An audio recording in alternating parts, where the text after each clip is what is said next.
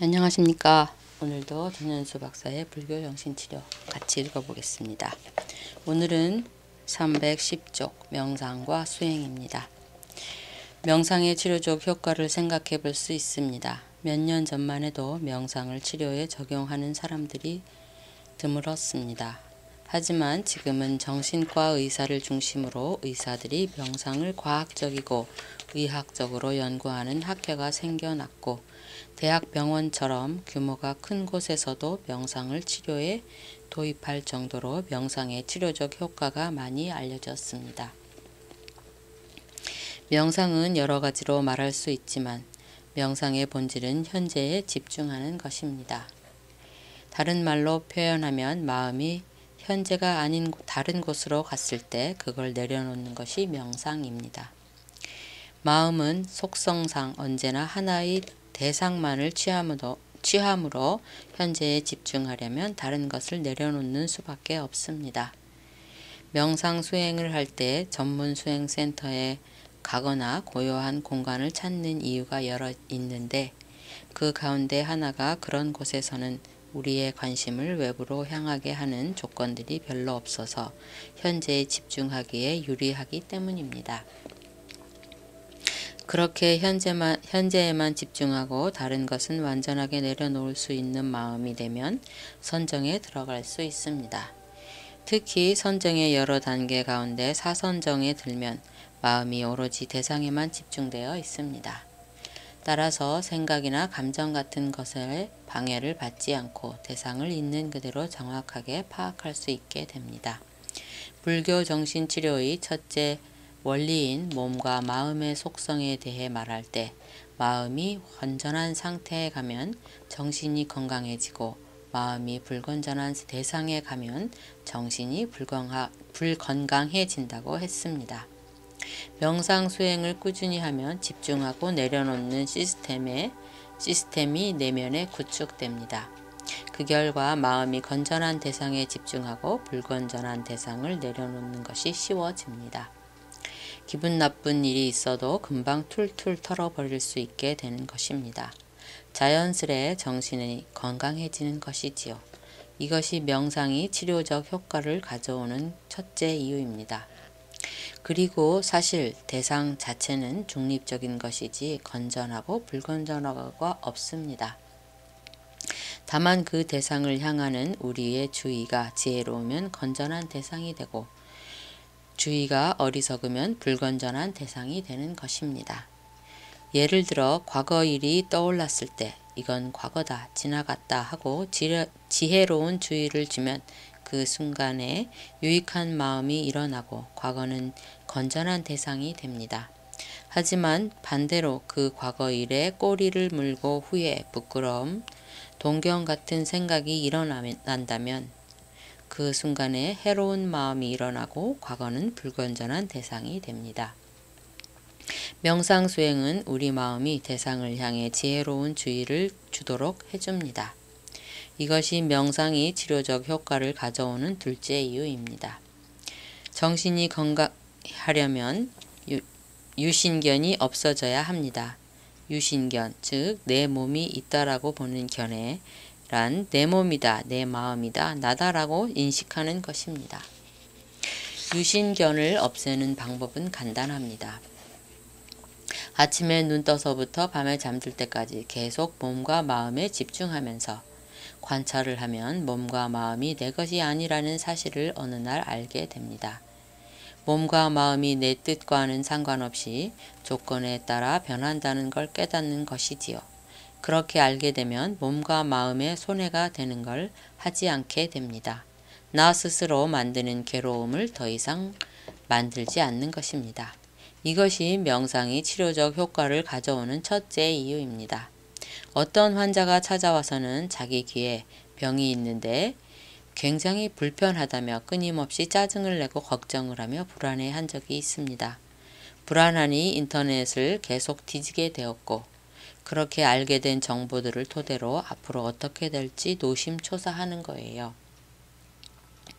그래서 제가 이렇게 말해줬습니다. 귀 아픈 것만 남도록 해야지 거기에 다른 거 붙이면 안 됩니다. 그 방법을 제가 알려드리겠습니다. 그러고는 그 방법을 알려주고 현재 환자 상태에 도움이 되는 약을 처방했습니다. 이 환자의 경우에는 귀병에 따라붙은 것들이 정신적 문제입니다. 만약 똑같은 귀병이 이비인후과 전문의에게 생겼다고 해봅시다. 그 의사에게도 저를 찾아온 환자에서처럼 정신적 문제가 생겼을까요? 그에게는 귀에 아픈 것만 있을 것입니다. 이비인후과 전문의인이 귀가 어떤 메커니즘으로 돌아가는지 잘 알거든요. 쓸데없는 걱정을 할 일이 없는 것입니다. 잘 보고 잘 알면 이렇게 스스로 괴로움을 만들지 않습니다.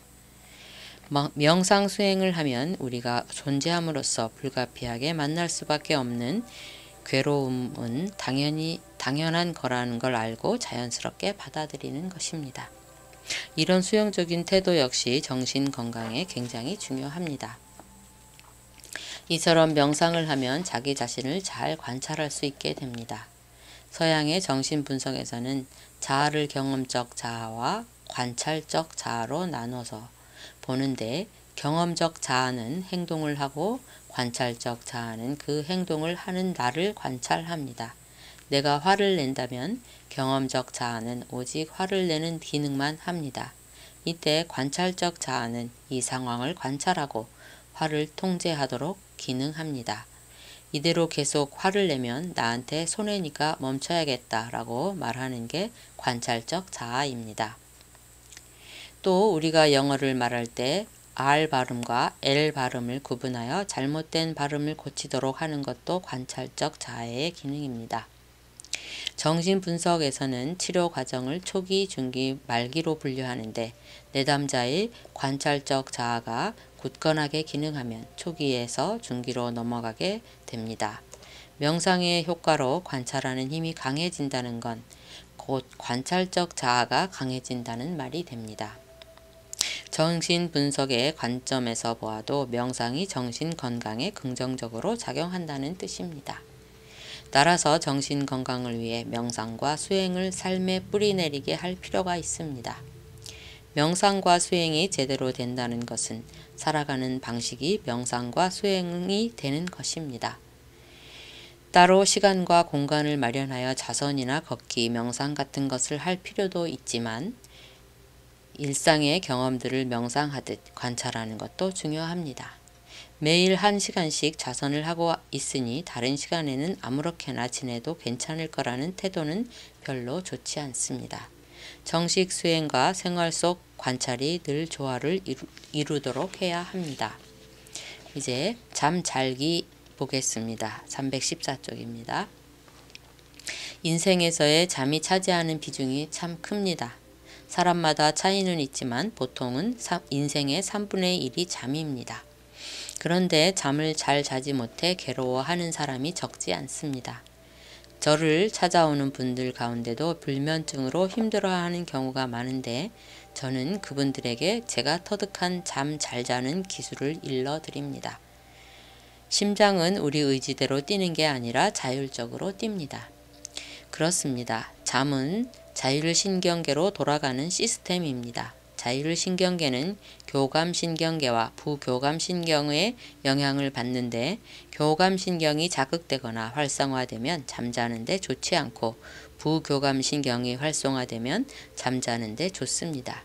교감신경이란 애쓰는 마음입니다. 우리는 잠이 안 올 때 보통 잠을 자야 해. 못 자면 큰일 나.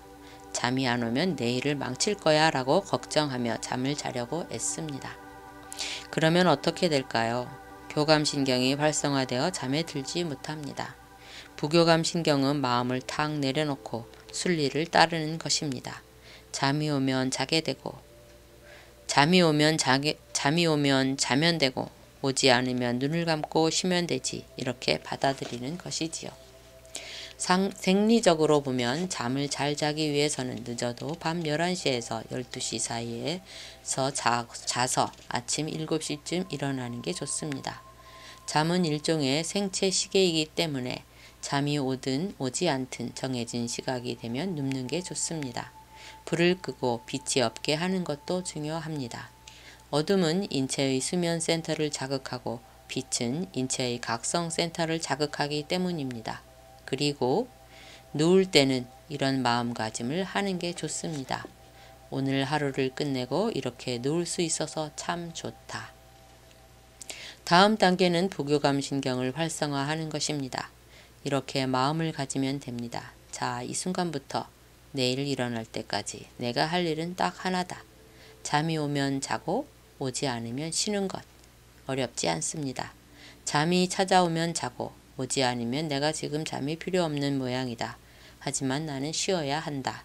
라고 마음을 먹고 눈 감고 누워서 쉽니다. 원리는 간단한데 사람들이 어려워하는 건 대개 생각 때문입니다. 가만히 누워있으면 생각이 꼬리에 꼬리를 물거든요. 보통은 그 생각을 잘 처리해야 합니다. 떠오른 생각은 어떻게 할 수 없습니다. 생각이 날 만한 조건이 되었으니까 나는 것입니다. 그 생각을 따라가지 마세요. 왜 생각이 나는지 머리로 따지지 말고 그저 잠이 오지 않으니까 생각이 나는 모양이다. 라고 거기서 멈추세요. 생각이 또 나면 또 났구나 하고 다시 멈추면 됩니다. 생각을 하면서 각성되는 경우가 많으므로 생각을 멈추는 게 중요합니다. 잠이 오지 않으면 반듯하게 누워 있기도 힘듭니다. 답답하기도 하지요. 그러면 오른쪽 왼쪽으로 뒤척이며 누우면 좋습니다. 나는 반듯하게 자야지 하고 억지로 고집할 필요는 없습니다. 그렇게 해도 잠이 오지 않고 답답한 마음이 들면 어떤 사람들은 TV를 보거나 스마트폰을 들여다보거나 합니다. 그러지 말아야 합니다. 눈에 자극이 들어오면 자는 것이 더 힘들어집니다. 잠이 오지 않는다고 해서 잠자리를 떠나지는 마십시오.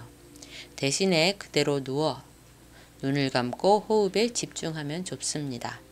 뇌파를 측정해 보면 이렇게 하고 있을 때 우리는 가수면 상태가 있게 됩니다. 그러다가 알게 모르게 자는 것이지요. 그래도 잠이 오지 않아서 너무 답답하면 눈을 감고 잠시 앉아서 호흡에 집중했다가 다시 누워도 좋습니다. 일어나서 다니지는 말고요.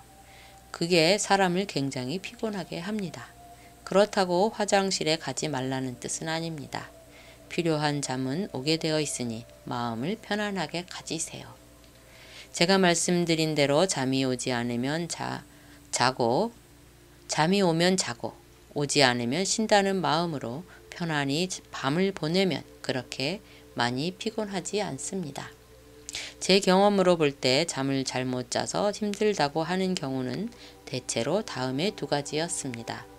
하나는 잠이 안 오니 돌아다니면서 뭘 하는 경우이고 다른 하나는 돌아다니지는 않는데 잠을 자려고 애를 많이 쓰는 경우입니다.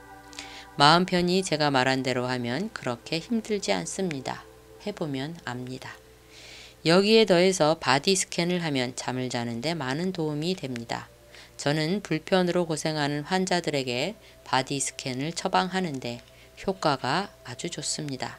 바디 스캔이란 누워서 눈을 감고 온몸을 스캔하는 것입니다. 저는 발가락부터 시작합니다. 처음엔 왼발 엄지발가락을 그냥 느껴봅니다. 그저 의식을 왼발 엄지발가락에 둔다는 정도로 합니다.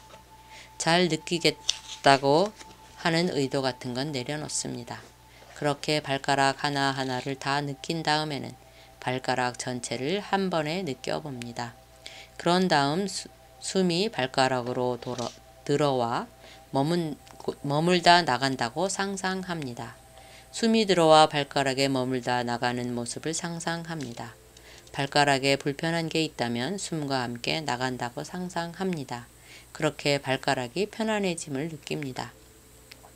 이렇게 한 다음에 의식을 발등으로 옮깁니다. 발등으로 옮겨서 처음에는 피부를 느껴보고 그 다음에는 피부 아래에 있는 근육과 혈관과 신경을 느껴봅니다. 그런 다음 숨이 발등으로 들어와서 발등에서 머물다 나간다고 상상합니다. 발가락에서 한 것처럼 발등에 불편한 게 있으면 숨과 함께 나간다고 상상하며 발등이 편안해짐을 느낍니다. 똑같은 과정을 발목, 정강이, 장딴지, 무릎, 허벅지까지 합니다. 이렇게 왼쪽 발가락부터 허벅지까지 다 마친 다음에는 오른쪽 엄지발가락부터 허벅지까지 합니다. 양발과 양다리가 모두 끝나면 골반과 배, 가슴, 허리 등 어깨, 양팔, 양손, 목, 얼굴 부위들, 두피, 정수리로 차례대로 의식을 옮겨가며 같은 과정을 되풀이합니다. 맨 마지막으로 정수리로 들어온 숨이 온몸을 통과해 발바닥으로 나가고 발바닥으로 들어온 숨이 온몸을 통과해 정수리로 나간다고 상상합니다. 숨이 나갈 때는 몸의 불편함도 함께 나간다고 상상하며 그렇게 느낍니다. 이렇게 바디스캔을 할 때 잠을 잘 자야겠다는 목적을 내려놓는 것이 중요합니다. 어차피 잠도 오지 않고 따로 할 일도 없고 피곤하니 바디스캔을 하며 편안히 쉰다는 마음으로 하는 게 좋습니다. 저는 잠자리에 누워서 바디스캔을 할 때 발목 이상을 해본 적이 없습니다. 제가 카페인에 무척 민감해서 커피 마시면 잠이 오지 않는데 커피를 마셨을 때 바디스캔을 해보니 그 민감한 게 좀 둔해지기도 했습니다. 잠은 여전히 오지 않았지만 분명한 효과를 보았습니다. 바디스캔은 잠이 오지 않을 때뿐만 아니라 평소에 틈틈이 하는 것도 좋습니다. 예를 들어 어깨가 좀 묵직하고 불편하다면 어깨 부위를 바디스캔 하는 것입니다. 그러면 불편한 것이 좀 나아지고 편안해집니다. 잠 못 자는 것에 대한 불안을 덜어드리는 데 도움이 될까 하여 제 경험을 하나 소개하고 마무리하겠습니다. 2009년에 달라이 라마를 만나러 인도에 갔을 때 온몸에 발진이 나서 무척 고생한 적이 있습니다. 피부과 전문의를 찾을 수 없어 한 달 정도를 견디다가 한국에 돌아와서 병원을 찾았습니다. 피부과에 갔더니 스테로이드 폭격을 하더라고요. 주사도 맞고 약도 먹고 그랬습니다. 3주쯤 스테로이드제와 항히스타민제를 함께 먹고 9개월쯤 더 항히스타민제를 먹었습니다. 그러다 약을 끊었더니 잠이 한숨도 오지 않는 거예요. 그래서 정말 한숨도 못 자는 상태에서 지금 말씀드린 대로 했습니다. 밤새도록 가만히 누워서 호흡에 집중한 것입니다. 그리고서 아침에 일어났는데 움직일만 했습니다. 그렇게 일주일 동안 잠을 자지 못하며 생활을 하고서 8일째 되는 날 자연스럽게 잠이 들었습니다. 그 경험으로 저는 잠을 꼭 자지 않아도 편안한 마음으로 누워있기만 하면 별 문제가 없다는 걸 알았습니다. 정신과 의사 빅토르 프랑클도 죽음의 수용소에서라는 책에서 불면에 대한 지나친 걱정은 결국 어떻게든 잠을 자야겠다는 과도한 의욕을 갖게 하는데 이것이 그 반대로 잠을 잘 수 없게 만드는 것이라고 지적합니다. 그는 생물체에는 스스로에게 꼭 필요한 최소한의 수면을 알아서 취하게 되어 있다면서 불면을 두려워하는 환자들에게 잠을 자려 애쓰지 말고 오히려 잠을 자지 않으려고 해보라고 권합니다. 그러면 역설적으로 잠을 자는데 도움이 된다고 합니다. 네, 오늘은 여기까지 하고 바디스캔 아주 효과적으로 좋은 것 같습니다. 저도 어느 날 전현수 박사의 이 바디스캔에 대한 강의를 듣고 한번 시도해 보았습니다. 정말 참 좋습니다. 오늘은 낮에도 혹시 불편한 것이 있으면 바디스캔을 하면서 오늘도 즐거운 하루 되시기 기원합니다. 감사합니다.